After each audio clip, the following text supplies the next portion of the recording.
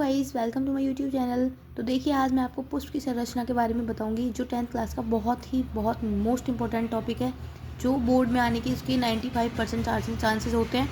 तो देखिए, मतलब कोई ही चांसेस नहीं है, बट सारे टॉपिक्स जो मैं आपको बता रही हूँ वो सारे ही टॉपिक्स आते हैं, उनमें से एक दो को छोड़कर। तो देखिए, आप इसमें देखिए फूल की संरचना के बारे में आज मैं आपको बताऊँगी। सबसे पहले हम देखते हैं बाह्य दल। बाह्य दल कौन सा होता है? ये वाला होता है। पुष्पासन कौन सा होता है? ये वाला होता है। अंडाणु कौन सा होता है? इसमें जो होता है, और इसके अंदर क्या पाए जाते हैं? बीजांड। और दल कौन सा होता है? दल दल होता है ये नीचे वाला भाग इसका। और ऊपर वाले भाग को क्या बोलते हैं? नहीं, दल होता है ये वाला, यानी कि जो यहाँ पे तो हो गया ये बाह्य दल, ये हो गया दल। यहाँ अंदर वाली ये मतलब लीव्स टाइप में होती हैं, ये बाहर वाली बाह्य दल, ये अंदर वाली दल होती है। और ये तंतु क्या होता है? फिलामेंट, यानी कि ये तो होता है एंथर, ये जो ऊपर पाया जाता है, यानी कि एंथर परागकोश। और जो इसकी परागकोश और इसकी जो नीचे वाली जो मतलब वो होती है, इस परागकोश के जो नीचे वाला पार्ट होता है, इसे क्या बोलते हैं? तंतु। और सबसे ऊपर वाला पार्ट इसमें जो परागकोश होते हैं, एंथर, इसको हिंदी में परागकोश बोलते हैं, इंग्लिश में एंथर बोलते हैं। परागकण को पॉलीग्रेन बोलते हैं। परागकण कहाँ पाए जाते हैं? एंथर के अंदर पाए जाते हैं परागकण। इसकी संरचना कुछ ऐसी ही होती है, यानी कि कुछ ऐसी टाइप में होती हैं, यानी कि कुछ ऐसे टाइप में, ठीक है।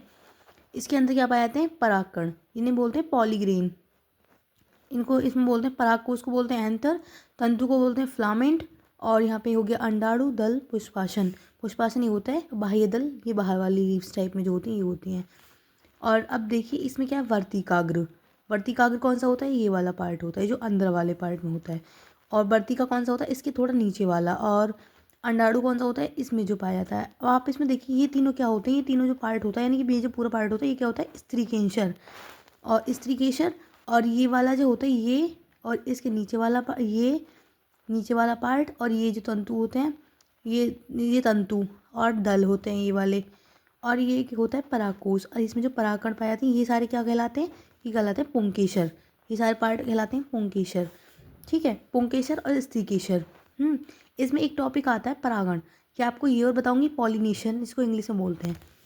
देखिए, बाह्य दल। बाह्य दल यानी कि फूलों का सबसे बाहरी भाग बाह्य दल कहलाता है। फूलों का सबसे बाहरी भाग ये वाला होता है, क्या कहलाता है? बाह्य दल। ये हरे रंग का होता है। किस रंग का होता है? हरे रंग का होता है। ये प्रकाश संश्लेषण में भी कार्य करता है, यानी कि प्रकाश संश्लेषण में जो बाह्य दल मतलब सबसे बाहर का भाग है, तो सबसे पहले वही कार्य करेगा। आपने सुना होगा लिप्स वगैरह से होता है बाह्य मतलब प्रकाश संश्लेषण का जो क्रिया होती है। और ये सुरक्षा प्रदान करता है। क्या करता है? ये पुष्प को सुरक्षा प्रदान करता है, ये नीचे होता है। और उसके बाद है पंखुड़ी, यानी कि पेटल्स, यानी कि पत्तियाँ। ये जो पत्तियाँ होती हैं, इनका क्या काम होता है? ये रंगीन भाग पंखुड़ियाँ कहलाता है, यानी कि पुष्प का रंगीन भाग पंखुड़ियाँ कहलाता है।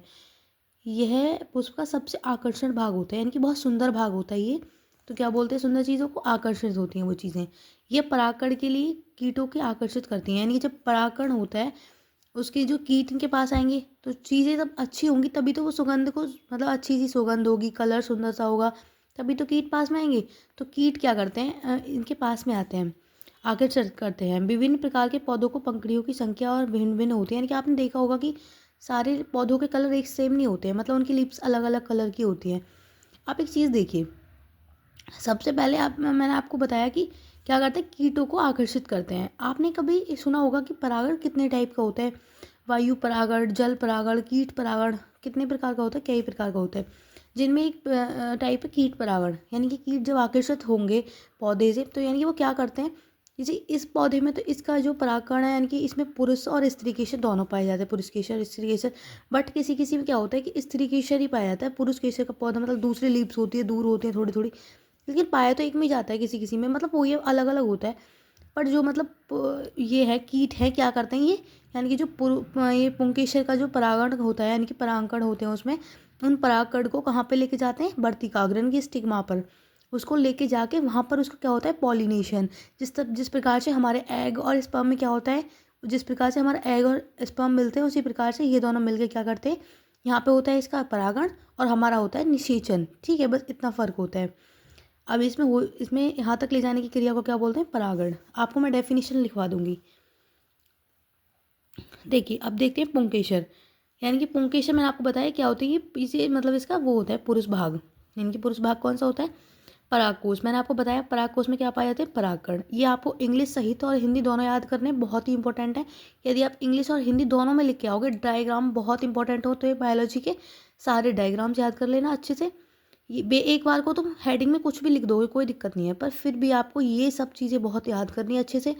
और तंतु यानी कि जो पराग ये है, मतलब पुंकेसर, पुंकेसर का कौन कौन सा भाग होता है, परागकोश। और तंतु यानी कि इसका जो सबसे लास्ट ये वाला होता है भाग। और दल, दल यानी कि सबसे, तंतु कौन सा होता है, सबसे नीचे का भाग। देखो ये परागकोश है, परागकोश के सबसे नीचे जो भाग पाए जाते हैं, यानी कि ये सबसे नीचे वाला भाग क्या कहते हैं इसे, तंतु। और दल कौन सा होता है, ये लीव्स की जो बाहर की स्ट्रक्चर, मतलब वो जो होती है लेयर, तंतु, ये दल होता है मतलब लीव्स टाइप में जो होता है ये वाला।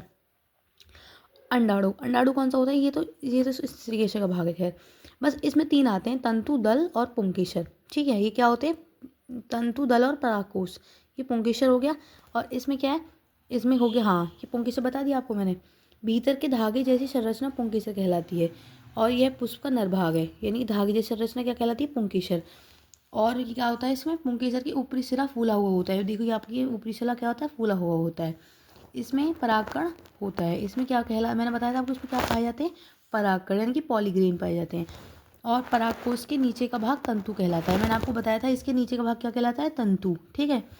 और स्त्रीकेंशन, इसमें क्या होता है, पुष्प का मादा भाग को स्त्रीकेंशन कहते हैं। यह पुष्प के मध्य में स्थित होता है। ये मैंने आपको बताया था मध्य में स्थित होता है। ये सारा भाग क्या है, स्त्रीकेंशन। और इसके तीन भाग होते हैं, अंडाशय, वर्तिकाग्र और वर्तिकाग्र। ये आपको मैंने बता दिया। ये वर्तिका होता है सबसे ऊपर, वर्तिकाग्र, और दूसरा होता है वर्तिका, और नीचे होता है ओवरी यानी कि अंडाणु। इसमें वर्तिका को क्या कहते हैं, स्टिग्मा, और वर्तिकाग्र को स्टिग्मा, और वर्तिका को स्टाइल, और इसको ओवरी यानी कि अंडाणु। ठीक है।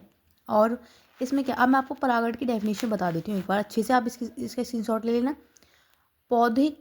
पौधों को पुष्प में परागकोश यानी कि एंथर। परागकोश कौन सा होता है, ये वाला होता है जिसमें क्या पाए जाते हैं, परागकण। यानी कि पौधों को परागकोश, एंथर से परागण, पॉलीग्रेन का वर्तिकाग्र, स्टिग्मा पर स्थानांतरण क्या कहलाता है, स्थानांतरण परागकण कहलाता है। यानी कि वर्तिका कौन सा होता है, ये रहा स्टिग्मा। वर्तिका और परागकण यानी कि दो चीज़ होती है, परागकोश और वर्तिका। इन दोनों में जो परागकण, इसमें जो परागकण पाए जाते हैं, उनका इस वर्तिकाग्र तक आने का जो मतलब क्रिया होती है, उसको क्या कहते हैं, परागकण। यानी कि जब भी तो निषेचन होगा इनका, हमारा निषेचन होता है, इनका परागण होता है। बस इतना डेफिनेशन, इसका इतना फर्क होता है, बस इतना डिफरेंट है। स्क्रीनशॉट ले लीजिए एक बार आप इसका। धन्यवाद मेरे वीडियो पूरा देखने के लिए। प्लीज़ मेरा चैनल सब्सक्राइब करिए और मेरे को अच्छे से जाके सपोर्ट मिल सके, और मेरी वीडियोस को लाइक करिए, कमेंट में बताइए आपको वीडियो समझ में आई या नहीं आई।